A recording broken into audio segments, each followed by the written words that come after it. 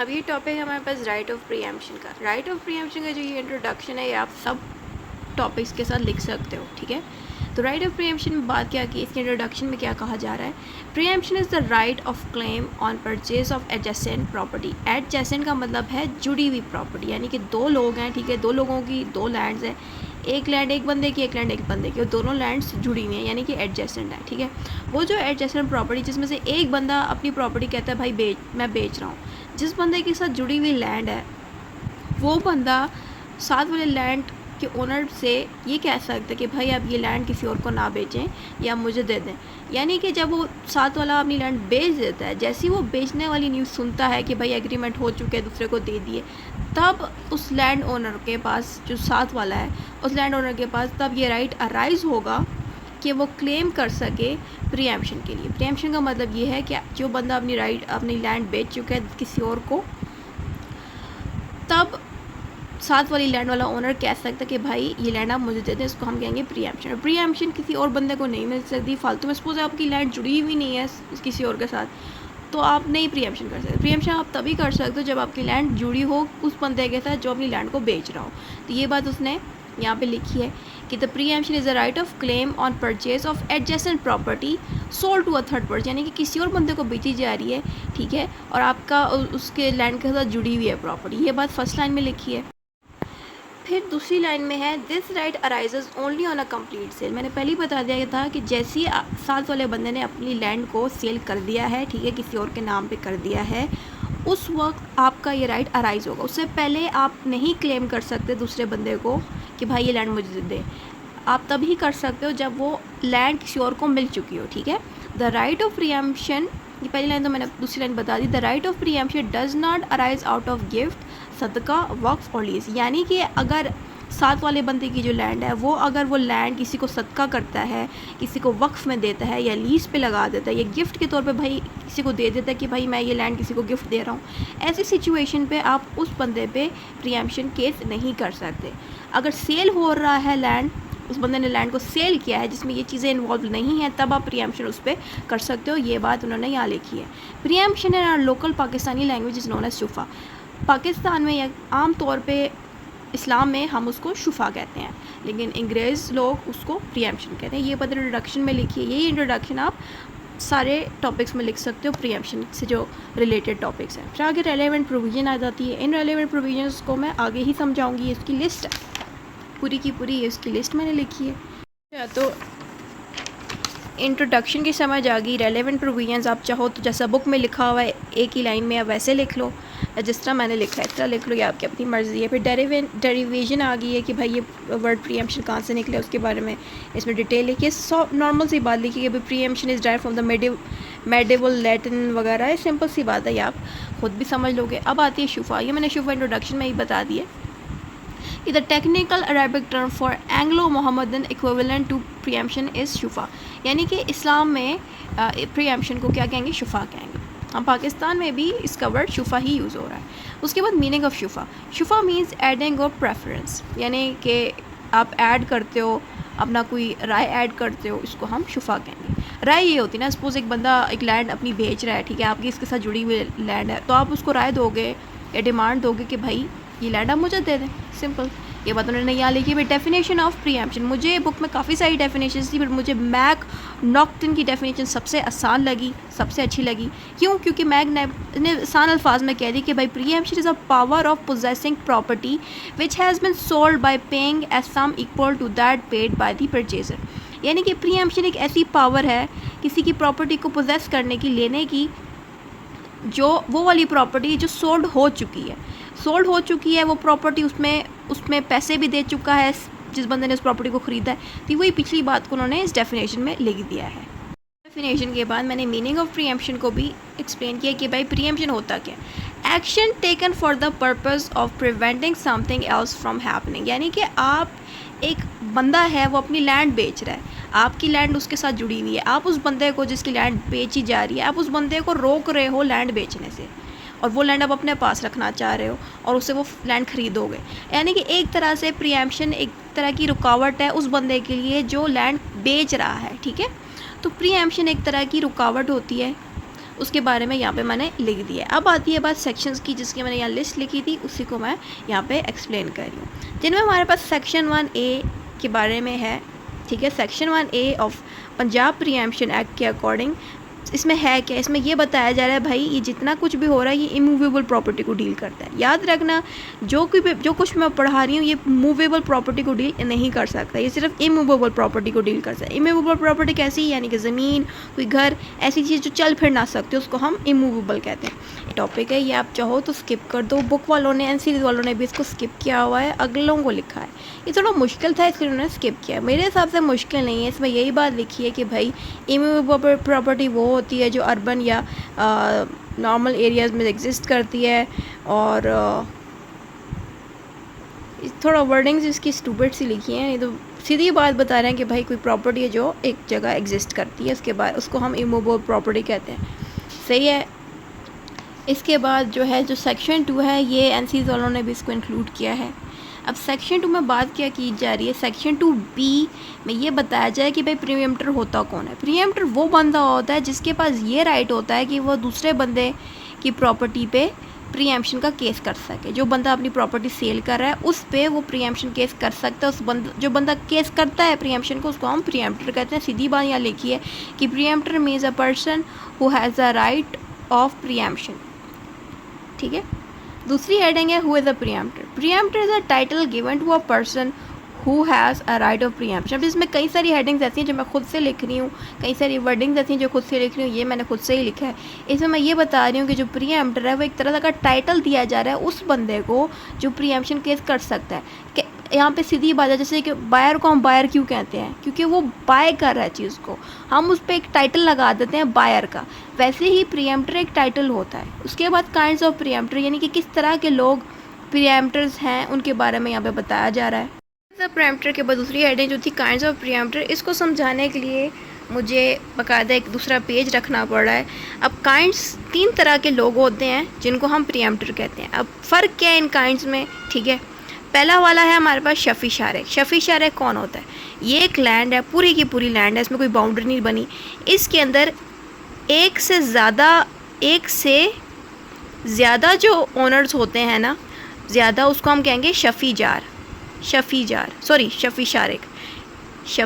शारिक। पहले वाला का मैं बता रही हूँ, शफ़ी शारिक, सही है।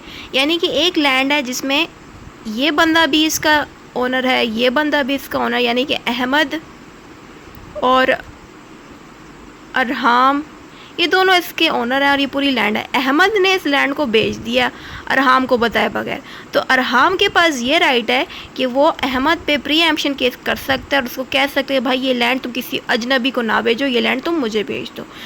तो इसमें देखो कोई बाउंड्रीज नहीं बनी, दोनों भाइयों की लैंड मिक्स हुई हुई है, ठीक है। किसी को नहीं पता कौन सा हिस्सा किसको देना है, तो इसने अपनी लैंड भेज दी, ये कह रहा है भाई अजनबी को ना दो, तुम ये लैंड मुझे दो, तो इसने इस पर क्या किया, प्रीएम्प्शन केस किया, सही। क्यों, क्योंकि इसकी लैंड इसके साथ इसके अंदर ही है।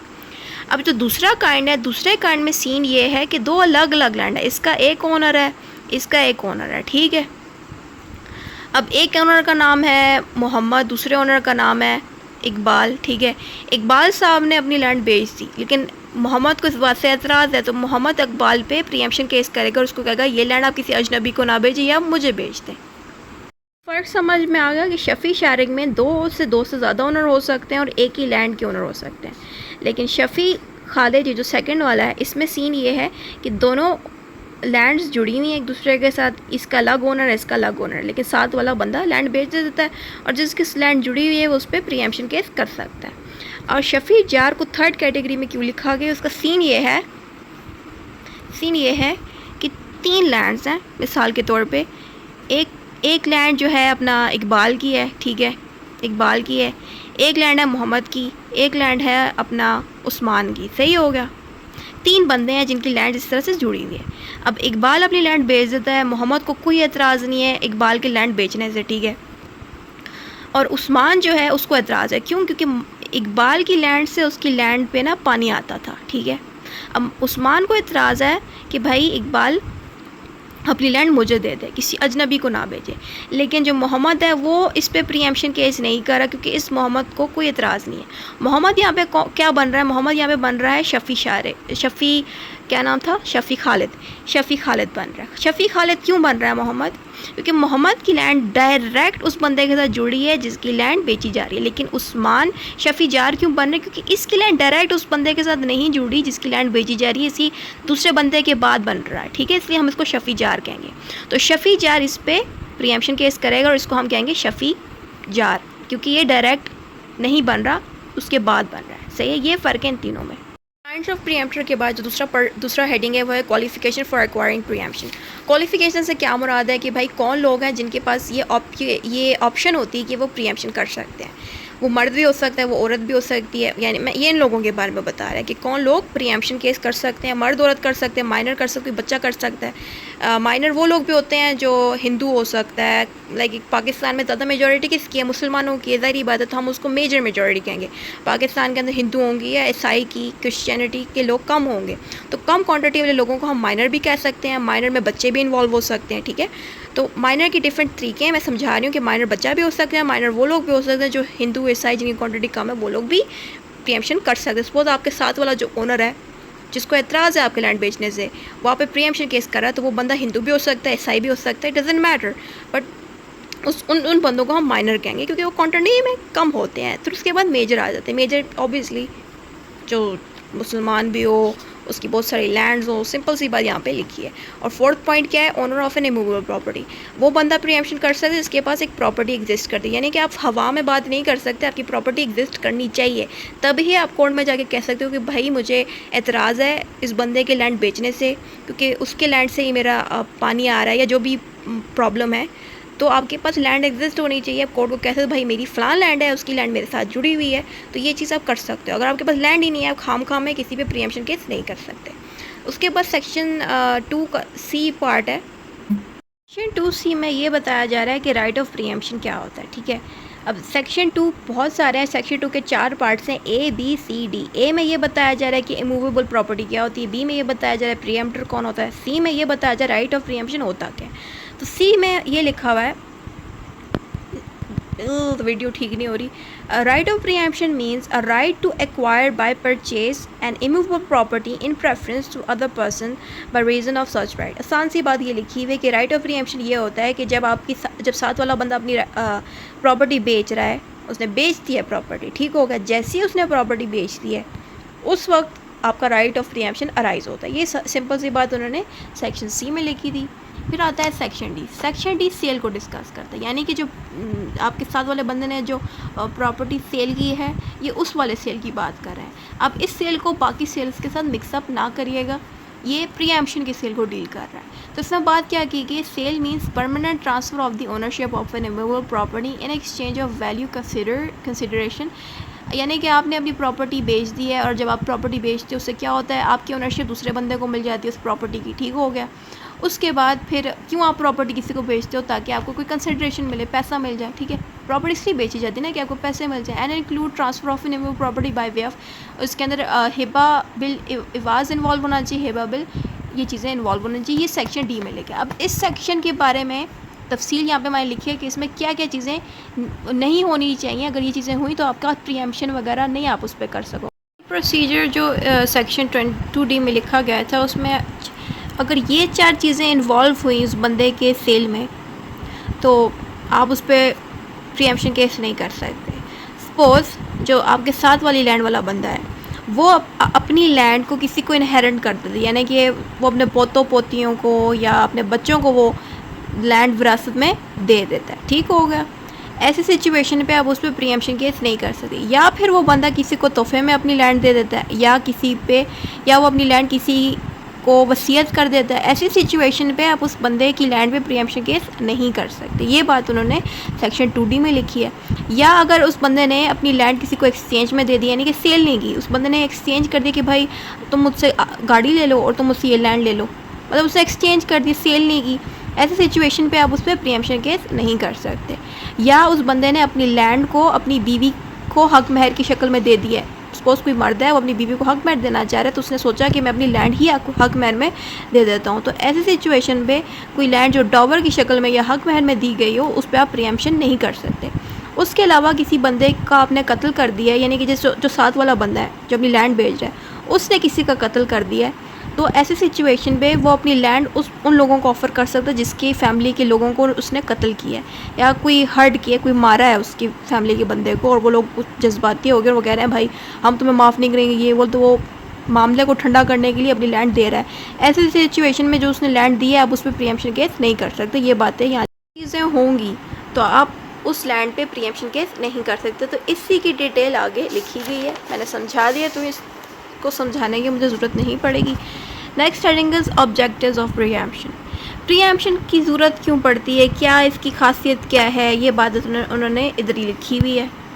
ये वाला टॉपिक मैंने खुर्रम आमिर की बुक से उठाया, सही है। इसमें लिखा क्या जा रहा है, protection of the privacy of a specified area. Preemption इसलिए की जाती है कि भाई जो आपके साथ वाला लैंड वाला है, ठीक है, वो भी गांव का बंदा है, ठीक है, लेकिन उस बंदे ने वो लैंड किसी ऐसे बंदे को दी है जो शहर में रहता है। अब आपको इस बात से एतराज़ है कि गांव वाले माहौल के अंदर कोई शहर का बंदा ना आए, इसलिए आप वो लैंड उससे ख़रीद लेते हो, ठीक है। तो उससे क्या होता है कि आपकी प्राइवेसी मेंटेन रहती है, उस गांव के एरिया की, उस जगह की जहाँ पे आप रह रहे हो, उस जगह की प्राइवेसी मेंटेन रहती है, कोई बाहर वाला बंदा नहीं आ सकता। उसके बाद discourage the stranger to enter into the special area, यानी कि आपका जो एरिया है जहाँ पे आपकी प्रॉपर्टी मौजूद है, तो आप ज़ाहिर बात है जिस बंदे ने अपनी प्रॉपर्टी सेल की है आप उस पर प्रीएम्पशन केस करके प्रॉपर्टी अपने पास रखते हो, आप किसी स्ट्रेंजर को देते ही नहीं हो। तो प्रीएम्पशन का एक यही फ़ायदा है कि वो प्रॉपर्टी किसी स्ट्रेंजर को नहीं मिलती और आपके उस एरिया की प्राइवेसी रहती है। Maintain of sanctity, maintaining of respect of land और पर्सन। सैंक्टिटी का मतलब है कि आप, सैंक्टिटी का मतलब है maintaining of respect of land और पर्सन, यानी कि उस एरिया की आप रिस्पेक्ट कायम रख सकते हो। सपोज़ कोई अजनबी आएगा, वो शायद उस इलाके की या उस जगह की कदर नहीं करेगा, रिस्पेक्ट नहीं करेगा, लोगों की रिस्पेक्ट नहीं करेगा, तो सारी बातें प्रीएम्पशन होने से क्या होगा, कोई अजनबी नहीं आएगा, आपके उस एरिया की रिस्पेक्ट मेंटेन रहेगी। फिर एक केस लॉ आया है, इस केस लॉ के साथ एक हेडिंग पे आप दे सकते हो, हेडिंग पे आप लिख सकते हो policy of the preemption. Policy of the preemption की आप हेडिंग यहाँ पे दे सकते हो। तो उसमें आपके पास केस लॉ आया है, इस केस लॉ में एक लिखा है there is a famous case law known as PLD। ये केस लॉ का तारफ़ मैंने यहाँ लिख दिया, that discusses about the policy of preemption. फिर इस केस लॉ की हेडिंग देके मैंने इस केस लॉ को एक्सप्लेन किया। It was held that the policy of preemption was to keep out the strangers and thus maintain the exclusiveness of the state, यानी कि उस गाँव के या तमाम गाँवों की प्राइवेसी मेंटेन करता है प्रीएम्पशन। क्यों, ताकि जो ज़ाहिर बात है किसी स्ट्रेंजर को, किसी अजनबी के हवाले नहीं देना चाह रहे उस लैंड को, उससे क्या होगा, उस जगह की प्राइवेसी मेंटेन रहेगी। ये बात केस लॉ में लिखी थी। दूसरी हेडिंग है हमारे पास features of right of preemption. अब यहाँ पे क्वालिटीज़ बताई जा रही हैं कि कौन कौन से राइट्स मौजूद होते हैं प्रीएम्प्टर के पास और क्या क्या उसको करना होता है। तो पहला राइट हमारे पास है वीक राइट। वीक राइट से क्या, ये जो प्रीएम्पशन होता है, ये जो प्रीएम्पशन का राइट है, ये वीक राइट होता है। क्यों वीक राइट होता है, क्योंकि देखो भाई आपकी तो वो लैंड है ही नहीं जो आप मांग रहे होते हो दूसरे बंदे से, दूसरे बंदे की वो लैंड है ना, तो ज़ाहिर बात है वो आपकी लैंड नहीं है, तो इस वजह से वो एक वीक राइट है, ठीक है। अगले बंदे की लैंड है, अगले बंदे के ऑब्वियसली उस पर राइट ज़्यादा बनते हैं, इसलिए ये प्रीएम्पशन एक तरह का वीक राइट है। दूसरा हेडिंग है पर्सनल राइट। ये जो प्रीएम्पशन है ये पर्सनल राइट ही होता है, ऑब्वियसली आपकी लैंड है, आप ही का उस पर हक बनेगा, कोई तीसरा बंदा आके नहीं उस पर नहीं प्रीएम्पशन का केस कोर्ट में जाके कर सकता। पर्सनल राइट में यानी कि आपकी लैंड है, आप ही जाके कोर्ट में केस कर सकते हो। अगर आप मर गए हो, आपके बच्चे जाके कोर्ट में केस कर सकते हैं। अगर आपके बच्चे नहीं हैं, आप मुल्क से बाहर हो, तो आपकी जगह आपका कोई लॉयर केस कर सकता है। मतलब एक तरह का पर्सनल है, कोई थर्ड पर्सन इसमें इन्वॉल्व नहीं हो सकता। आप ही का लैंड है, आप ही को प्रीएम्पशन करनी है, ये बात उन्होंने यहाँ पे लिखी है। सब्सटेंटिव राइट से क्या मुराद है कि जो बंदा जो प्रीएम्पशन करता है, ठीक है, जो प्रीएम्प्टर होता है उसके पास दो तरह के राइट होते हैं। कैसे राइट, उसके पास एक रेमेडियल राइट होता है और सब्सटेंटिव राइट होता है। रेमेडियल राइट्स, पहले तो हम सब्सटेंटिव राइट के बारे में पढ़ते हैं कि वो है क्या। सब्सटेंटिव राइट वो राइट जिसमें freedom, happiness, right of life होता है, यानी कि आप अपनी लैंड, जो आपके साथ जुड़ी हुई लैंड है वो आपकी नहीं है, ज़ाहिर बात है दूसरे बंदे की लैंड है, लेकिन जो वो दूसरा बंदा जिसकी लैंड है वो जब उस लैंड को बेचता है, किसी अजनबी के हवाले करता है, तो आपको डर लगता है कि भाई वो जो अजनबी है शायद आपकी प्राइवेसी में दखल दे, शायद आपको तंग करे। तो आप क्या करते हो, आप उस बंदे की लैंड को कहते हो कि किसी और को मत दो, ये लैंड आप मुझे दे दो। उससे क्या होता है कि आपकी प्राइवेसी और आपकी हैप्पीनेस और फ्रीडम वगैरह सेव रहती है। तो जो प्रीएम्प्टर है उसके पास ये राइट होता है कि वो सब्सटेंटिव राइट पे एक्ट कर सकते हैं, यानी कि कोर्ट में जाके ये कह सकता है कि भाई ये जो अजनबी है ये मेरी प्राइवेसी में इन्वॉल्व होगा, मेरी हैप्पीनेस और मेरी फ्रीडम वगैरह में दखल देगा, तो ये भी आप कर सकते हो। रेमेडियल राइट भी मौजूद है। रेमेडियल राइट से मुराद ये है कि आपका सपोज जो साथ वाली ज़मीन है, ठीक है, साथ वाली ज़मीन आपकी नहीं है, किसी और बंदे की है, वो अपनी ज़मीन बेच देता है। क्या होता है कि उसकी ज़मीन से पानी का रास्ता आपकी ज़मीन पे आता है, तो आप कोर्ट में जाके ये भी कह सकते हो कि अगर साथ वाला बंदा आपको लैंड नहीं दे रहा, आप उस पर प्रीएम्प्शन केस करते हो, तो आप कोर्ट में जाके ये कह सकते हो कि सर मेरा जो लैंड है उस पर पानी का रास्ता इस बंदे की लैंड से आता है, तो आप फैसला सुनाए कि ये जो लैंड है ये मुझे ये बेच दे, किसी और बंदे को ना बेचे, क्योंकि मेरी ज़मीन का नुकसान होगा और जिस बंदे को लैंड बेच रहा है मुझे उस पर भरोसा नहीं है, पता नहीं वो मेरे साथ कोऑपरेट करेगा कि नहीं, पता नहीं वो मुझे मेरी लैंड में पानी भेजेगा कि नहीं। तो आपको जो रेमेडी प्रोवाइड करेगी कोर्ट, तो वो ऑप्शन भी आप ही के पास होगी, यानी कि प्रीएम्प्टर के पास ही होगी।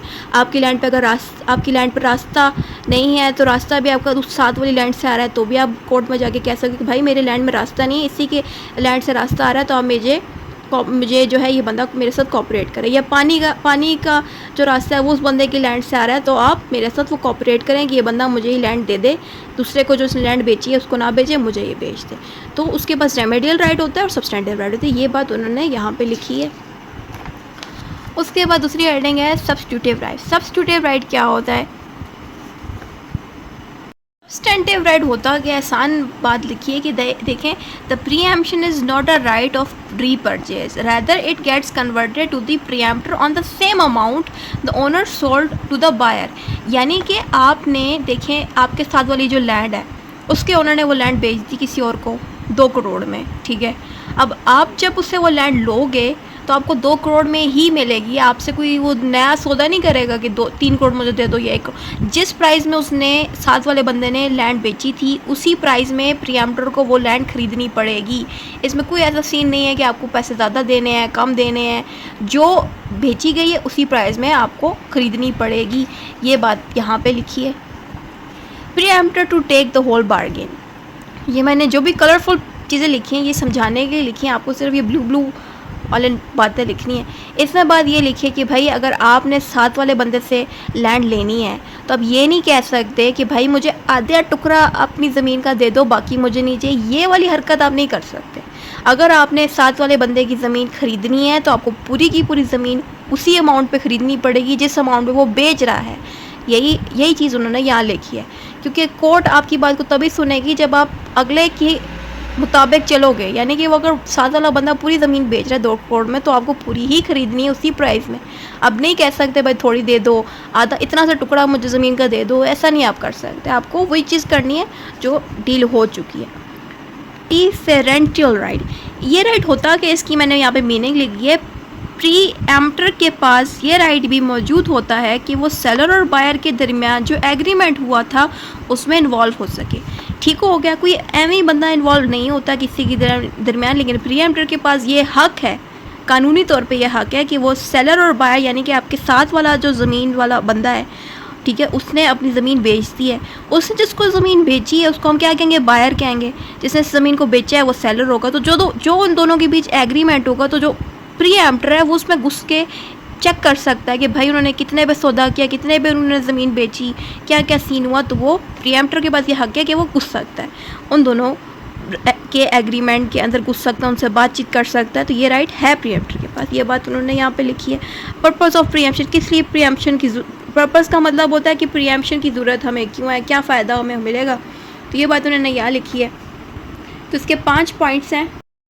और ये पर्पज़ ऑफ प्रीएम्प्शन की देखो ये तकरीबन 6 पॉइंट्स हैं। इन्हीं के आगे मैंने तफसील लिखी है, इधर से ही समझा देती हूँ कि पहला पॉइंट ये देखो, पहला पॉइंट हमारे पास था प्रिजर्वेटिव ऑफ वैल्यू। इसी के बारे में यहाँ पे मैंने लिखा हुआ है कि प्रिजर्वेटिव का मतलब है महफूज, वैल्यूज़ का मतलब है human behaviour, environment, moral and ethics. यहाँ पे बात ये हो रही है कि भाई प्रीएम्प्शन की ज़रूरत क्यों होती है। उसकी ज़रूरत इसलिए होती है कि देखो आपका गाँव का एक माहौल होता है, ठीक है, ख़ास माहौल होता है। जैसे कि शहरों में इस तरह का माहौल है, शहरों में लोग एक दूसरे से इतना कोई जान पहचान नहीं रखते, दूर रहते हैं, कोई सलाम दुआ नहीं होती। लेकिन गांव में एक स्पेसिफिक एक ख़ास माहौल होता है जिसमें सारे गांव वाले एक दूसरे से जान पहचान रखते हैं, एक अच्छा ताल्लुक़ होता है, एक दूसरे को कोऑपरेट करते हैं।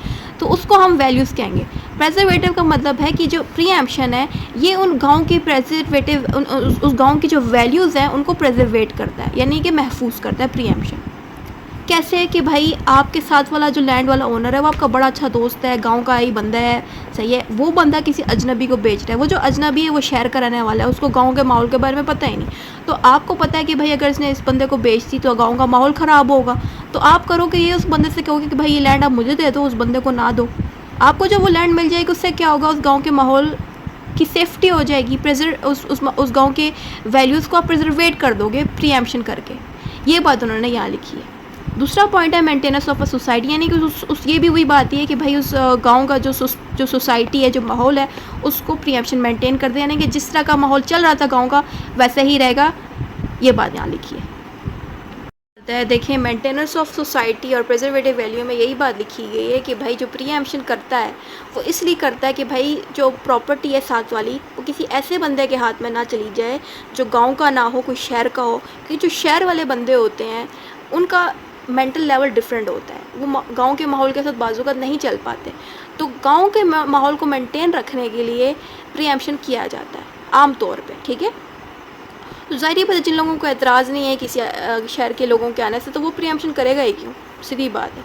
तो 90% लोग प्रीएम्पशन इसलिए करते हैं कि गांव का जो वहाँ का माहौल है, जिस तरह के लोग वहाँ के हैं वही लोग उसमें आएँ, ठीक है, ताकि माहौल ख़राब ना हो। क्योंकि आम तौर पे होता ये है कि जब कोई शहर का बंदा गांव में आ जाता है तो वहाँ के जो लोग हैं वो भी उस जैसे होना शुरू हो जाता है, तो थोड़ा चेंजेस आती हैं। तो उस चेंजेस से बचने के लिए प्रीएम्पशन केस लोग करते हैं।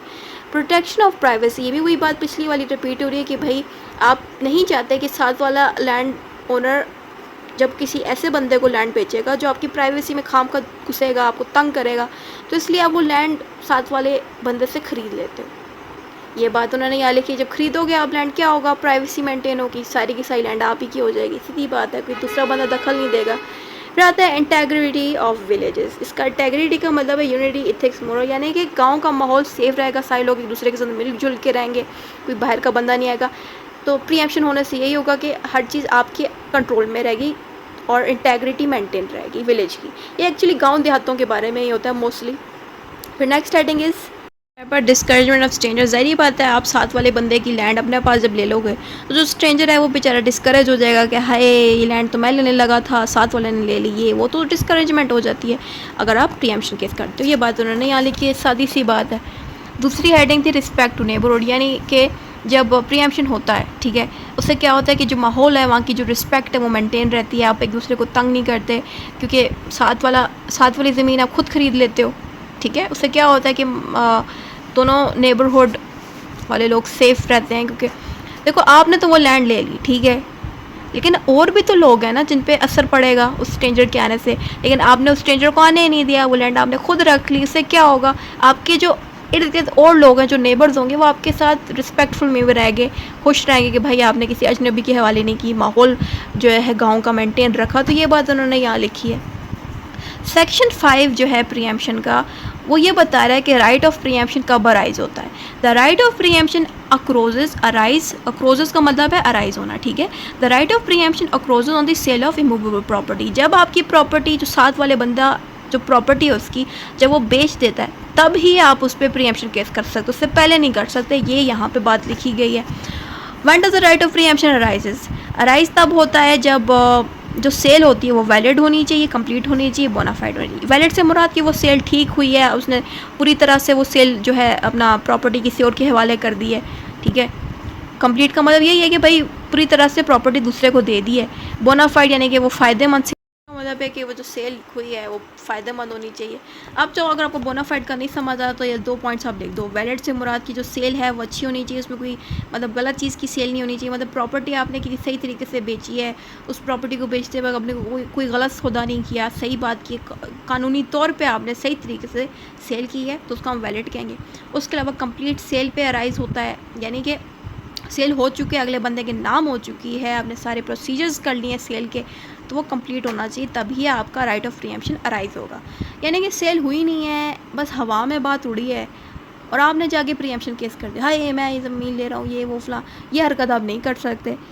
जब आपको यकीन हो जाए कि हाँ एक पार्टी उस बंदे की ज़मीन लेने को तैयार है, ठीक है, इनके बीच एग्रीमेंट होने वाला है। आपको अगर ये खबर मिल जाती है तो आप हल्का सा जाके उससे बात कर सकते हो या सेल होने के बाद कर सकते हो, लेकिन हवा में हुई हुई बात को आपने नहीं करना। ऐसा ना हो साथ वाला बंदा प्रॉपर्टी बेच ही नहीं रहा, बस ऐसी बात उड़ी थी, आप जाके हंगामा कर दो। इस तरह की हरकत नहीं करनी चाहिए। कानूनी तौर पे सही तरीके से आपने कोर्ट की मदद से हेल्प लेनी चाहिए कि भाई मुझे उस साथ वाली ज़मीन आप मेरे हवाले कर दें, या उस बंदे से तमीज़ से बात करनी चाहिए। तो ये लॉज ऐसे लिखे जाते हैं ताकि लड़ाइयाँ वगैरह कम से कम हो, लोग सही तरीके से एक दूसरे के हवाले कर दें लैंड्स को प्रॉपर लीगल प्रोसीजर के साथ। सेक्शन 6 में हमें उन लोगों के बारे में बताया जा रहा है जिनके पास ये राइट है कि वो प्रीएम्पशन कर सकते हैं। ये कौन लोग हैं? शफ़ी शारी, पहले भी बता चुकी हूँ, शफ़ी खालिद एंड शफ़ी शारी, ये वो लोग होते हैं जो प्रीएम्पशन केस कर सकते हैं, जिनके पास ये पावर होती है। ठीक है, अगली है कि 3 तरह की प्रॉपर्टीज़ हैं जिन पे आप प्रीएम्पशन केस कर सकते हो।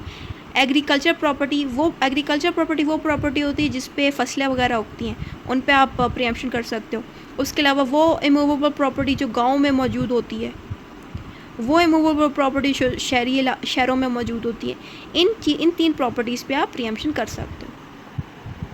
दूसरी हेडिंग है सेक्शन 7 की। सेक्शन 7 क्या है? Section 7 special right and general right को डील करता है। इसको समझने के लिए आपको पहले जो कुछ भी मैंने शफ़ी जार, शफ़ी खालिद और इन तीनों के बारे में बताया, ये जो सेक्शन 7 है ये एक्चुअली इसी चीज़ को ही एक्सप्लेन कर रहा है। तो ये मैं आपको तफसील से बताती हूँ। इसमें लिखा है कि where there are more than one participators attached to immovable property sold, the person having a special right shall be given more priority as compare with the person having general right.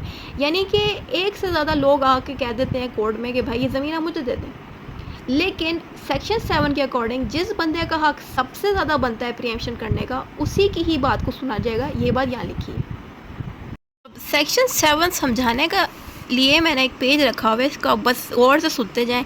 अब एक ये ज़मीन है, ठीक है, इस ज़मीन के 2 ओनर्स हैं, ठीक है। एक ओनर का नाम है मोहम्मद, ठीक है, दूसरे ओनर का नाम है अहमद। अब मोहम्मद ने अपनी इस ज़मीन को बेच दिया। अब अहमद का भी ऑब्वियसली यही ज़मीन है। अब मोहम्मद ने इसको बगैर बताए ये ज़मीन बेच दी, तो अहमद ऑब्वियसली मोहम्मद पे प्रीएम्पशन केस कर देगा कि भाई तुमने जिस बंदे को बेची उसको ना बेचो, वो मुझे बेच दो ये ज़मीन, ठीक है। तो इस बंदे को जिसकी ज़मीन अलग नहीं हुई होती, इकट्ठे मिक्स हुई होती है, ठीक है, यानी कि इन दोनों भाइयों की ज़मीन इकट्ठे हुई हुई है, मिक्स नहीं हुई, तो इस बंदे को जो प्रीएम्पशन करेगा इसको हम कहेंगे शफ़ी शारिक। सही है, पहले भी बताया, दोबारा बता रही हूँ।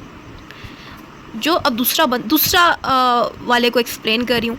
अब ये 2 ज़मीनें हैं, ठीक है, एक ज़मीन है इकबाल की, दूसरी ज़मीन है अहमद की, कोई भी बंदा आप ले लो, ठीक है। एक अहमद की ज़मीन है, एक इकबाल की ज़मीन है। इकबाल साहब अपनी ज़मीन बेच देते हैं, अहमद को इस बात पे एतराज़ है। अहमद फिर उसको कहता है कि भाई तुम अपनी ज़मीन मुझे दे दो। ज़ाहिर बात है ज़मीन अलग हुई हुई है, इसकी ज़मीन ये नहीं है, लेकिन फिर भी ये कहता है कि भाई ये ज़मीन मुझे दे दो, मुझे एतराज़ है। तो फिर अहमद इस पर प्रीएम्पशन केस करेगा। तो अहमद को इसमें क्या कहेंगे? शफ़ी खालिद इसको क्यों कहेंगे? कि इस बंदे की ये ज़मीन नहीं है, लेकिन इस बंदे की ये ज़मीन साथ जुड़ी हुई है, इसलिए हम उसको शफ़ी खालिद कहेंगे। ठीक हो गया। इसके बाद फिर जो तीसरा आएगा शफ़ी जार वो था जो सपोज़ 1 2 3। अब ये बंदा जो है इकबाल अपनी ज़मीन बेच रहा है, ठीक है। अहमद को कोई एतराज़ नहीं है, अहमद की ज़मीन इसके साथ जुड़ी हुई है। अहमद को कोई एतराज़ नहीं है कि भाई इकबाल जो मर्ज़ी करे ज़मीन बेचे या आग लगा दे ज़मीन को, उसको कोई एतराज़ नहीं है। लेकिन जो अपना ये वाला होगा मोहम्मद जो है, उसकी जो ज़मीन है ऑब्वियसली रो में बनती है, ठीक है। उस बंदे को मोहम्मद को एतराज़ है कि भाई इकबाल ज़मीन बेच रहा है। क्यों? क्योंकि मोहम्मद की ज़मीन पे पानी का रास्ता इकबाल की ज़मीन से ही आ रहा था और इकबाल एक अजनबी को, किसी स्ट्रेंजर को ज़मीन बेच रहा है। तो एक मोहम्मद जो है इकबाल पे जो ज़मीन बेच रहा है उस पर प्रीएम्पशन केस करेगा। तो मोहम्मद को हम शफ़ी जार कहेंगे। क्यों कहेंगे? क्योंकि मोहम्मद का डायरेक्ट अटैचमेंट इकबाल की ज़मीन के साथ नहीं है, क्योंकि इकबाल से पहले इसकी ज़मीन ना अहमद के साथ जुड़ी हुई है। तो अहमद साहब को तो कोई एतराज़ नहीं है, वो कहता है भाई जो मर्ज़ी करो, लेकिन मोहम्मद को एतराज़ है क्योंकि उसकी ज़मीन में पानी इकबाल की ज़मीन से ही आ रहा है। तो इसका ऑब्वियसली डायरेक्ट अटैचमेंट नहीं है। डायरेक्ट अटैचमेंट ना होने की वजह से इस बंदे को हम कहेंगे शफ़ी जार। अब सीन ये है कि जो ये सेक्शन 7 है, सेक्शन 7 के अकॉर्डिंग जिस बंदे का हक सबसे ज़्यादा बनेगा उसी की कोर्ट सबसे पहले सुनेगी। सपोज़ शफ़ी खालिद भी आ जाता है कोर्ट में, शफ़ी जार भी आ जाता है, शफ़ी शारेक भी आ जाता है, तो इन तीनों में से ऑब्वियसली जिसका हक ज़्यादा बनेगा उसी को सुना जाएगा। कैसे? अब शफ़ी शारेक की ज़ाहिरी बात है ज़मीन मिक्स हुई हुई है इसी के साथ, ठीक है। शफ़ी खालिद की ज़मीन अलग है लेकिन जुड़ी हुई है। शफ़ी जार की सबसे आखिर में है, उसके साथ जुड़ी भी नहीं हुई। इन तीनों में से कोर्ट सबसे पहले किसकी राइट को सबसे पहले सुनेगी? क्योंकि 3 बंदे हैं, तीनों बंदे आ गए हैं। ये जो तीनों नहीं थे, शफ़ी शारेक, शफ़ी खालिद, शफ़ी जारी, तीनों आ गए कोर्ट में। किसकी सबसे ज़्यादा कोर्ट सुनेगी? उसी की सुनेगी जिसके पास स्पेशल राइट होगा। समझ आ रही है? स्पेशल राइट से क्या मुराद है? यानी कि जिसका सबसे ज़्यादा हक बन रहा है। कैसे? शफ़ी शारेक का सबसे ज़्यादा हक बन रहा है।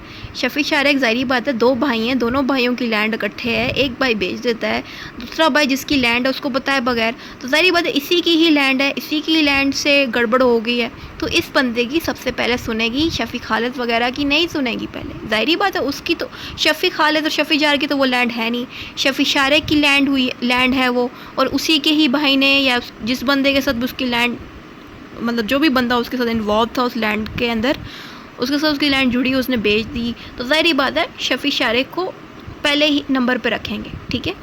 सपोज शफ़ी शारेक है ही नहीं, शफ़ी खालिद और शफ़ी जार आ जाते हैं, तो शफ़ी खालिद और शफ़ी जार जब आएंगे, इन दोनों में से सबसे ज़्यादा प्रायोरिटी किसको दी जाएगी? ज़ाहिरी बात है शफ़ी खालिद को दी जाएगी। क्यों शफ़ी खालिद को? इसलिए दी जाएगी क्योंकि इस बंदे ने अपनी लैंड बेची है और ये बंदा है प्रीएम्पशन कर रहा है, तो इसकी लैंड इसके साथ जुड़ी हुई है, तो इस बंदे को पहले नंबर पर रखा जाएगा शफ़ी जार की कंपनी।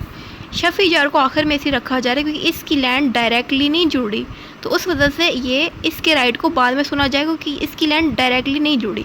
इसीलिए जिस बंदे के पास स्पेशल राइट होगा उसकी कोर्ट पहले सुनेगी। जिनकी जनरल राइट है, जनरल राइट से मुराद जिनका हक उतना ज़्यादा नहीं बनता, तो उनकी कोर्ट बाद में सुनेगी। स्पेशल राइट से मुराद जिनका हक सबसे ज़्यादा बनता है प्रीएम्पशन करने का, तो उनकी कोर्ट सबसे पहले सुनेगी। ठीक होगा? ये बात आपको सेक्शन 7 में समझाई जा रही है। आ सकता है एग्ज़ाम में, इसलिए मैंने इसको इतनी तफसील से समझाया है।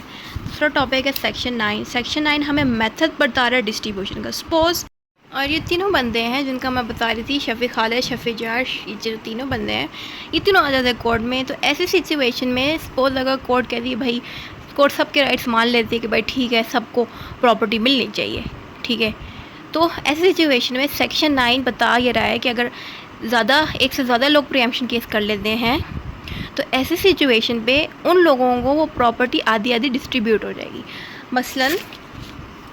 मसलन देखें, अब ये लैंड का एक टुकड़ा है, ठीक है, इस लैंड के लिए 2 बंदे प्रीएम्पशन केस कर देते हैं। एक की लैंड यहाँ जुड़ी हुई है इसके साथ, एक की लैंड यूँ करके जुड़ी हुई है, ठीक है। ये बंदा भी प्रीएम्पशन केस कर देता है, ये बंदा भी। तो ऐसी सिचुएशन में सेक्शन 9 ये बता रही है कि ये जो लैंड है आधी इसको मिल जाएगी, आधी इसको मिल जाएगी। ठीक हो गया? ये चीज़ उन्होंने सेक्शन 9 में बताई है कि अगर एक से ज़्यादा लोग होंगे तो वो लैंड दोनों को या जितने भी लोग हैं उनको आधी आधी डिस्ट्रीब्यूट हो जाएगी। सेक्शन 13 हमें डिमांड के बारे में बता रही है कि जो बंदा प्रीएम्पशन करना चाहता है उसको डिमांड देनी चाहिए अपनी कि भाई मुझे ये आपकी लैंड चाहिए। लैंड चाहिए के लिए पहले उसको डिमांड देनी पड़ेगी, ठीक है। डिमांड 3 तरह की हैं, तलब मुवातबे, तो ये मतलब पढ़ने की ज़रूरत नहीं है, 3 टाइप की डिमांड्स हैं। पहली डिमांड के बारे में यहाँ पे लिखा है कि तलब मुतवातिर is the first demand that means immediate demand by the प्रीएम्प्टर।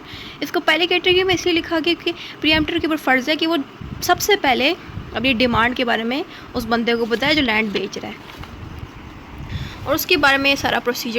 Section 9 का जो मैं बता रही थी आपको, तमाम डिमांड्स, ये मैं एक्सप्लेन यहाँ पे नहीं करूँगी, मैं आपको दूसरी वीडियोस में एक्सप्लेन करूँगी कि ये टॉपिक तफसील से दूसरी वीडियो में ज़्यादा अच्छा लिखा हुआ है। अब दूसरी हेडिंग्स पे आते हैं। यहाँ तक करने के बाद ना, ये इस हेडिंग से मैंने शुरू कर दिया, ठीक है। ये जो पिछला डिमांड्स है ना तीनों, ये अलग से मैं दूसरे चैप्टर के साथ समझाऊँगी क्योंकि उसमें मैंने ज़्यादा अच्छा लिखा है। अब है demand of preemptor. No person is entitled to claim unless such person makes a demand of preemption. सीधी बात है कि आप खाम खा हवा में दिमाग में अपने बात सोची हुई कि मैं प्रीएम्पशन करूँगा, मुंह से बोल ही नहीं दे, ऐसी सिचुएशन में तो प्रीएम्पशन नहीं होगी। आप खुद जाके कहना पड़ेगा उस बंदे से कि भाई मुझे आपकी ज़मीन चाहिए, आपको डिमांड करनी पड़ेगी कि भाई मुझे आपकी ज़मीन चाहिए। ये बात यहाँ लिखी है। फॉर्म्स ऑफ डिमांड, किस तरह से आप डिमांड कर सकते हो? By way of words from surrounding circumstances, कि आप इर्द गिर्द लोगों से कह सकते हो कि भाई मुझे उसकी ज़मीन चाहिए, या आप खुद जाके मुंह से कह सकते हो कि भाई मुझे आपकी ज़मीन चाहिए। पर तरीका पता है डिमांड कैसे कर सकते हो, आसान सी बातें लिखी हैं। पर्सन रिटाइटल टू मेक डिमांड, कौन कौन से लोग हैं जो डिमांड कर सकते हैं प्रीएम्पशन की? प्रीएम्प्टर हिमसेल्फ, खुद भी प्रीएम्प्टर जाके कह सकते कि भाई मुझे ज़मीन चाहिए। Preemptor can make demand through his authorised agent. Suppose एक प्रीएम्प्टर मुझसे बाहर रहता है तो वो किसी लीगल लॉयर के थ्रू कह सकता है, लॉयर को भेज सकता है कि भाई फ़लाँ बंदे को आपकी ज़मीन चाहिए आपकी, ठीक है। उसके बाद the manager of the court awards legal, और ये मैनेजर वाला टॉपिक मुझे समझ नहीं है, मैं ये समझा देती हूँ। लीगल और डिफेक्टर गार्डियन इन द, अगर कोई बच्चा है उसकी ज़मीन है तो उसकी जगह उसका गार्डियन जाके प्रीएम्पशन के लिए डिमांड कर सकता है। तो ये थी बात यहाँ पे। Important requirement to demand a right of preemption, यानी कि कौन कौन सी इंपॉर्टेंट रिक्वायरमेंट्स हैं वो बात यहाँ लिखा है कि important requirement to demand of right of preemption is mention in section 13। यानी कि जो सेक्शन 13 है, कहना ये यहाँ ये चाह रहे हैं कि जो ये सेक्शन 13 है इसके अंदर तरीका बताया कि आपको डिमांड किस तरह से करनी चाहिए, क्या क्या चीज़ें होनी चाहिए। तो ये बात उन्होंने यहाँ लिखी है कि भाई सेक्शन 13 के अकॉर्डिंग डिमांड मांगनी चाहिए। उसकी वो दूसरी हेडिंग है formality are to be fulfilled by preemptor for filing a suit, यानी कि जो बंदा प्रीएम्पशन करना चाह रहा है उसको कुछ फॉर्मेलिटीज़ को फॉलो करना चाहिए। कोर्ट में जब वो जाए तो कोर्ट में जाके उसने क्या क्या चीज़ें करनी है, तो ये बातें यहाँ पे लिखी हैं। उसके बाद सेक्शन 20 यहाँ पे मैंने एक चीज़ लिखी है कि देखें the formalities are to be fulfilled by the preemptor for filing a suit for preemption are mentioned in section 23 to 26। Section 23 to 26 हमें ये तरीका सिखाएगा कि प्रीएम्प्टर ने कोर्ट में जाके किस तरह से प्रीएम्पशन करनी है। तो पहला सेक्शन आ गया सेक्शन 23। सेक्शन 23 डील करता है kinds of property are exempted from the right of preemption. ये मैंने एक्चुअली दूसरे चैप्टर की हेडिंग ही उठा के यहाँ लिख दी है। एग्जाम्प्टेड का मतलब ये है कि कौन सी प्रॉपर्टी पे आप प्रीएम्पशन नहीं कर सकते। सेक्शन 23 हमें ये बता रहा है कौन सी प्रॉपर्टी पे आप प्रीएम्पशन नहीं कर सकते। दोबारा रिपीट इसलिए किया है कि आप कंफ्यूज ना हो। तो सेक्शन 13 पे हमें वो प्रॉपर्टीज़ के बारे में बताया जाए। यहाँ पे लिखा भी हुई है दोस्त काइंड ऑफ प्रॉपर्टी आर जिन पे प्रीएम्पशन नहीं हो सकता। नो राइट ऑफ प्रीएम कहाँ गया, यहाँ से नहीं बताती, यहाँ से एक्सप्लेन करती हूँ। सेक्शन 23(1) ये जो मैं पढ़ रही हूँ ना, ये एक्चुअली सेक्शन 23 की ना अगली डिस्ट्रीब्यूशंस हैं कि कौन कौन सी प्रॉपर्टी पे आप नहीं प्रीएम्पशन कर सकते। तो उसमें सेक्शन 21 के अकॉर्डिंग वो प्रॉपर्टीज़ हैं वक्फ प्रॉपर्टी, यानी कि आपने किसी को प्रॉपर्टी वक्फ पे दे दी है तो आप उस पर प्रीएम्पशन नहीं कर सकते। Property use for charitable purpose, यानी कि आपने किसी को अपनी प्रॉपर्टी चैरिटी के लिए दे दी है, ठीक है, ऐसी सिचुएशन पे आप नहीं कर सकते। अगर साथ वाले बंदे ने प्रॉपर्टी पे मस्जिद बना दी है, किसी रिलीजियस पर्पज़ के लिए वो यूज़ कर रहा है उस प्रॉपर्टी को, तो ऐसी प्रॉपर्टी पे या लैंड पे आप प्रीएम्पशन नहीं कर सकते। Property use for public purpose, यानी किसी पब्लिक पर्पज़ के लिए वो लैंड रखी गई है, यूज़ की जा रही है, तो आप उस पर प्रीएम्पशन नहीं कर सकते। Property own by a federal government, property own by provisional government, property own by local authority, यानी कि जो भी सुपीरियर अथॉरिटीज़ है जैसे फेडरल, प्रोविजनल, लोकल अथॉरिटीज़, बड़े बड़े लोग, ऐसी सिचुएशन में इन लोगों की जो प्रॉपर्टी है ना, इन पे आप प्रीएम्पशन नहीं कर सकते। सपोज जो प्रॉपर्टी गवर्नमेंट के कंट्रोल में है या जो प्रॉपर्टी प्रोविजनल गवर्नमेंट के पास है या लोकल अथॉरिटी के पास है, ऐसी प्रॉपर्टीज़ पे आप प्रीएम्पशन केस नहीं कर सकते, ठीक हो गया। फिर सेक्शन 23(2) के अकॉर्डिंग ये बात लिखी गई है कि property acquired by a federal और, ये भी वही बात है जो यहाँ लिखी गई है कि जो प्रॉपर्टी गवर्नमेंट के कंट्रोल में है या लोकल अथॉरिटी के पास है या जिसके इनमें से जिसके पास भी है, उन पर आप प्रीएम्पशन नहीं कर सकते। फिर आ जाता है सेक्शन 24। बुक में सेक्शन 24 एक्चुअली यहाँ से शुरू हो रहा है, लेकिन मैंने ज़रारे सुए आम से शुरू की क्योंकि इसके ऊपर अलग से क्वेश्चन आ सकता है, इसलिए मैंने उसको यहाँ पे इंक्लूड किया हुआ है। ज़रारे सुए आम का मतलब ये है कि अगर एक बंदा है जिसको प्रीएम्पशन का केस करना है, उसको सबसे पहले कोर्ट में जाके क्या करना होगा। जिस बंदे को प्रीएम्पशन करनी है उसने कोर्ट में जाके 1/3 अमाउंट अपनी कैश की शक्ल में जमा करानी है। जब वो 1/3 अमाउंट कैश की शक्ल में जमा कराएगा तभी उसके कोर्ट में केस चलेगा। अगर वो 1/3 अमाउंट जमा नहीं कराता, कोर्ट उसके हक़ में फ़ैसला जल्दी नहीं करेगी। पहले कोर्ट कहेगी भाई आप 1/3 अमाउंट जमा करा दें, उसके बाद आपको फिर कोर्ट एक डेट देगी, उस जो डेट कोर्ट देगी उस डेट में उस बंदे को यानी कि प्री एम्प्टर को सारी की सारी अमाउंट जमा करानी है उस ज़मीन की जो वो चाह रहा है कि उसको मिल जाए। तो पहले तो उसको करना ही है कि 1/3 अमाउंट जमा करानी है, फिर कोर्ट उसको एक डेट देगी, उस डेट में उसने पूरी की पूरी अमाउंट जमा करानी है। तो इस 1/3 अमाउंट को कहते हैं ज़ाहिर सुयाम। ये बात उन्होंने यहाँ लिखी है। इसी बात को उन्होंने इधर लिख दिया कि भाई कितने वक्त तक जो है ज़ाहिर सुयाम को जमा कराना है, यानी कि 1/3 अमाउंट को जमा कराना है। फिर उसके इंग्रेडिएंट्स लिखे हैं, ये वही ऊपर वाली बात को उन्होंने इंग्रेडिएंट्स में लिख दिया है। फिर उसके बाद एग्जाम्पल्स ऑफ ज़ाहिर सुयाम कि भाई ज़ाहिर सुयाम होता क्या है, इसके बारे में लिखा है कि Imran files a suit of preemption against Bashir for certain property but Imran does not deposit ज़ाहिर सुयाम। यानी कि इमरान साहब ने प्रीएम्प्शन तो कर दी है लेकिन 1/3 अमाउंट यानी कि ज़ाहिर सुयाम को 1/3 अमाउंट कहते हैं, तो इमरान साहब ने 1/3 अमाउंट तो कोर्ट में दी ही नहीं। ऐसी सिचुएशन में कोर्ट इमरान के लिए कोई फ़ैसला नहीं करेगी, सीधी बात है। फिर ऑब्जेक्ट्स बता दिए हैं। ज़ाहिर सुयाम इसलिए की जाती है ताकि अगले बंदा प्रॉपर्टी किसी और को ना बेच सके, कोर्ट उसके हक में फ़ैसला करे। ये बात यहाँ लिखी है। प्लेंटेड डिपॉजिट सेल प्राइस वाली, ये इसके अंदर सारे सेक्शंस 24 के जितने भी सेक्शंस है वो सारे एक्सप्लेन किए, फिर उन्हीं को मैंने यहाँ पे एक्सप्लेन कर दिया, ठीक है। सेक्शन 21 के अकॉर्डिंग सेक्शन 21 में बताया जा रहा है सूट फॉर प्रीएम्प्शन। सेक्शन 24 में सिर्फ ये 21 में ये कहा जा रहा है कि भाई 1/3 अमाउंट आप दे दें कोर्ट में तो आपकी लीगल प्रोसीडिंग शुरू कर दी जाएगी। सही होगा, यह बात उन्होंने यहाँ लिखी है। फिर सेक्शन 24(2) के according fails to make a deposit, यहाँ पे लिखा है where the plaintiff fails to make a deposit under subsection 1 within the period fix by the court और विथड्रॉज। यहाँ पे ये कहा जा रहा है कि भाई 1/3 अमाउंट तो प्रीएम्प्टर ने दे दी, ठीक है, 1/3 जैसी दे दी, उसके बाद कोर्ट ने उसको डेट दी कि भाई फ़लाँ डेट को आप इस ज़मीन के सारे पैसे दे दें ताकि ये ज़मीन आपको मिल जाए। लेकिन कोर्ट ने डेट दी होती है, उस डेट तक प्लेंटिफ जो है पैसे जमा नहीं कराता, तो ऐसी सिचुएशन में कोर्ट उसके केस को नहीं सुनेगी, कहेगी भाई अपने पैसे वापस, तो अगले को भी तंग ना करो, उसको बेचने दो ज़मीन, ठीक हो गया। या फिर प्लेंटिफ ने पैसे दे दिए हैं, प्लेंटिफ वो बंदा है जिसने प्रीएम्प्शन केस किया था, तो अगर कोर्ट ने जो डेट दी हुई थी प्लेंटिफ को कि भाई इस डेट तक सारे पैसे तुम जमा करा दो उस ज़मीन के, अगर तुमने सारे पैसे ज़मीन के जमा करा दिए तो ज़मीन तुम्हारे नाम होगी, प्लेंटिफ वो पैसे दे देता है। लेकिन बाद में प्लेंटिफ का दिल कहता है कि भाई ये ज़मीन मुझे नहीं चाहिए, तो प्लेंटिफ उस ज़मीन को नहीं खरीदता, पैसे विड्रॉ करता है। इसलिए यहाँ पे लिखा है विड्रॉज द सम, यानी कि वो पैसे वापस ले लेता है कोर्ट से। जब वो पैसे वापस लेगा तो क्या होगा, प्रीएम्प्शन केस उसका खुद ब खुद कैंसिल हो जाएगा। यहाँ पे ये बात लिखी है। दो तरह की बातें यहाँ लिखी हैं, या तो प्रीएम्प्टर यानी कि प्लेंटिफ जिसको वो ज़मीन चाहिए, या तो वो पैसे नहीं जमा कराता या फिर वो पैसे जमा करा के वापस ले लेता है। इन दो सिचुएशन में उसके केस को आगे प्रोसीड नहीं किया जाएगा।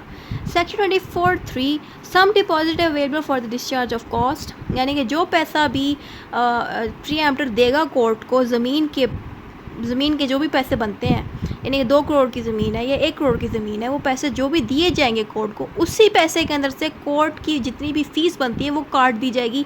ये बात सेक्शन 24(3) में लिखी थी। दूसरे सेक्शन में लिखा है प्रोबेबल वैल्यू फिक्स, यानी प्रोबेबल वैल्यू फिक्स से मुराद क्या है?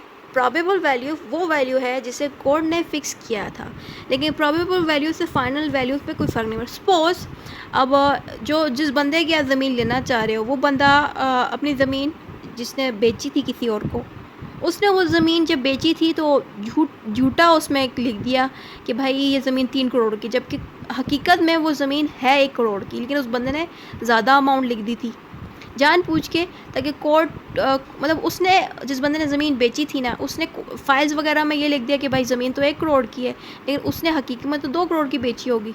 जब प्रीएम्प्टर जब केस करेगा तो कोर्ट जब देखे कि भाई ये तो ज़मीन की प्राइस बनती ही नहीं है, ज़मीन तो 1 करोड़ की है, इसने 1 करोड़ ही प्रीएम्प्शन ने देने हैं फिर उस बंदे को, तो नुकसान ज़ाहिर वो तो उस बंदे का हो जाएगा, क्योंकि उस धोखे से ज़ाहिर बात है 2 करोड़ से लिए होते, असल प्राइस उस ज़मीन की 1 करोड़ थी। तो ऐसी सिचुएशन में जिसमें ज़मीनों में धोखा हुआ हो, 2 नंबरी हुई हो, ऐसी सिचुएशन में कोर्ट खुद से एक अमाउंट बोल देती है एक बंदे को, प्रीएम्प्टर को, कि भाई इतने पैसे तुम जमा करा दो, ठीक है। जो वो बंदा पैसे जमा कराएगा उससे प्रोबेबल वैल्यू पे कोई फ़र्क नहीं पड़ेगा। प्रोबेबल वो वैल्यू होती है जो असल प्राइस होती है, उस असल प्राइस होती है जिस पे ख़रीदी बेची गई थी वो ज़मीन, ठीक है। लेकिन कोर्ट जो अमाउंट फ़िक्स करेगी वो भी उसको देनी है, उससे प्रोबेबल वैल्यू पे फ़र्क नहीं पड़ेगा। अगर समझ आ गई ठीक है तो लिख लो, ये सेक्शन नहीं समझ आए तो बेशक छोड़ दो। 25 हमें ये बता रहा है डिपॉजिट ऑफ फंड और रीफंड, यानी कि जो पैसे सेक्शन 25(1) में बता देती हूँ, court shall demand for excess fund. Suppose preemptor ने कुछ पैसे दे दिए लेकिन फिर भी वो पैसे कम पड़ रहे हैं, तो कोर्ट फिर प्रीएम्प्टर से कहेगी भाई और पैसे दो, ज़मीन के तो पैसे पूरी नहीं हो रहे और दो, ये होगा। या फिर दूसरी सेक्शन में लिखे court shall refund the excess fund, यानी कि कोर्ट को प्रीएम्प्टर ने इतने ज़्यादा पैसे दे दिए हैं और ज़मीन के पैसे तो पूरे हो गए फिर भी ज़्यादा पड़े हुए हैं, तो वो जो पैसे ज़्यादा पड़े होंगे वो पैसे कोर्ट वापस कर देगी प्रीएम्प्टर को। ठीक है, ये बातें इन्होंने इन 2 सेक्शन में लिखी। फिर आती है सेक्शन 26। सेक्शन 26 ये बता रहा है कि amount deposit in the previous court can not be adjusted in another court. Suppose preemptor एक कोर्ट में जाता है, एक कोर्ट में जाके प्रीएम्प्शन केस कर देता है और उधर जाके पैसे भी दे देता है 1/3 अमाउंट, जो पीछे हमने पढ़ा था 1/3 अमाउंट दे देता है, लाखों में होती है वो पैसे। ठीक है, फिर वही बंदा प्रीएम्प्टर दूसरे कोर्ट जाके वही प्रीएम्प्शन केस करता है, लेकिन इस सेक्शन में ये बताया जा रहा है कि अगर आपने दूसरे कोर्ट में जाके भी यही केस किया है तो आपने वहाँ पे भी जाके पैसे देने पड़ेंगे। दूसरे कोर्ट के पैसे दूसरे कोर्ट में एडजस्ट नहीं हो सकते, ये बात उन्होंने यहाँ लिखी है। रिस्ट्रिक्शन ऑफ राइट ऑफ प्रीएम्प्शन, मतलब जो प्रीएम्प्टर है उस पर रिस्ट्रिक्शन लग सकती कुछ शर्तों पे। वो शर्तें क्या हैं? कंप्रोमाइज़ विद द वेंडी वो होता है बायर। सपोज प्रीएम्प्टर बायर के साथ कोई सौदा कर लेता है, ऐसी सिचुएशन पे प्रीएम्प्टर का राइट ऑफ प्रीएम्प्शन खुद ही खुद रिस्ट्रिक्ट हो जाएगा। या प्रीएम्प्टर ने जानबूझ के प्रीएम्प्शन केस किया है सेलर को तंग करने के लिए, सेलर वो बंदा जिसकी लैंड पे वो प्रीएम्प्शन केस कर रहा है, अगर ऐसी सिचुएशन पता चल गई कोर्ट को कि भाई तंग करने के लिए प्रीएम्प्शन केस किया जाए, कोई उसको जेन्युइन वजह नहीं बनती प्रीएम्प्शन केस करने की, तो कोर्ट उसकी नहीं सुनेगा। इस सिचुएशन में उसका राइट रिस्ट्रिक्ट हो जाएगा, ये बात यहाँ लिखी है। ऑफ राइट ऑफ प्रीएम्प्शन को आगे एक्सप्लेन किया गया है। ठीक है, उसके बाद दूसरी हेडिंग है हमारे पास when the right of preemption is lost. Preemption किस शक्ल में लॉस होता है? जब उस बंदे की डेथ हो जाए जो प्रीएम्प्शन केस करने लगा था या कर चुका था, या रिलीज़ हो जाए। रिलीज़ से मुराद ये है कि जो प्रीएम्प्टर है वो बायर से कोई सौदा कर लेता है कि भाई मेरी ज़मीन में पानी नहीं आ रहा, तुम्हारी ज़मीन से ही पानी आता है, तो तुम मेहरबानी करो अपनी ज़मीन से पानी मेरी ज़मीन में आने तो कोई इसमें मसला ना डालो। तो बायर भी कहता है ठीक है भाई ये ज़मीन मैं ख़रीद लेता हूँ, लेकिन जो है पानी का रास्ता मैं रोकूंगा नहीं। अब वो आपस में कोई माहिदा कर देते हैं, तो ऐसी सिचुएशन में उनका प्रीएम्प्शन वाला राइट रिलीज़ हो जाएगा, उनको ज़रूरत ही नहीं पड़ेगी प्रीएम्प्शन केस करने की, क्योंकि दोनों के आपस में बन गई, सब कुछ सेट हो गए। या अगर प्रीएम्प्टर खुद मर जाता है, ऐसी सिचुएशन पे वो राइट ऑफ प्रीएम्प्शन उसका लॉस्ट हो जाएगा। ये एक्चुअली ये यहाँ पे ये बात कह रही है, ऐसा होता नहीं है। सपोज एक बंदा है मर गया है, ठीक है, जो प्रीएम्प्टर है वो मर गया, उससे अगर आगे से औलाद है, वो अगर औलाद खुद प्रीएम्प्शन केस कंटिन्यू करना चाहती है तो वो कर सकती है, ये आप लिख सकते हो। लेकिन इधर यहाँ पे ये बात की गई है कि भाई प्रीएम्प्शन जिसने की है वो बंदा मर जाता है तो प्रीएम्प्शन केस ख़त्म हो जाता है, ये बात यहाँ पे लिखी है। उसके बाद अगली हेडिंग है हमारे पास, एक तो ये ब्लर कर देता है, कंटिन्यूअस ऑफ राइट ऑफ प्रीएम्प्शन। ये वही बात है जो मैं यहाँ बता रही थी कि देखो ना, डेथ होने से राइट ऑफ प्रीएम्प्शन ख़त्म हो जाता है, लेकिन इस बात में इधर यहाँ पे लिखा गया है कि लीगल रिप्रेजेंटेटिव के थ्रू या उनके हायर्स के थ्रू, हायर्स कौन होता है? वारिस। जो प्रीएम्प्टर है उसके वारिस या कोई वकील उस चीज़ को उस प्रीएम्प्शन केस को आगे कंटिन्यू कर सकता है डेथ के बाद भी।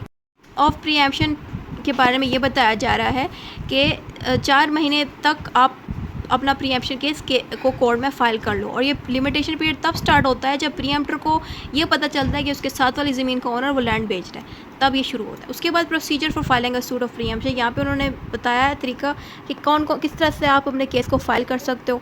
ये एक प्रॉपर प्रोसीडिंग है। इसमें यह बताया गया कि भाई एक बंदे की लोकेशन यहाँ पर लिखी गई है, ये प्रीएम्प्टर की तफसील है कि भाई यहाँ रहता है, ये उसका रेजिडेंस है, यहाँ पर बायर एंड सेलर की तफसील लिखी गई है। ठीक है, वर्सेस से मुराद के प्रीएम्प्टर इनके खिलाफ केस लड़ रहा है कोर्ट में।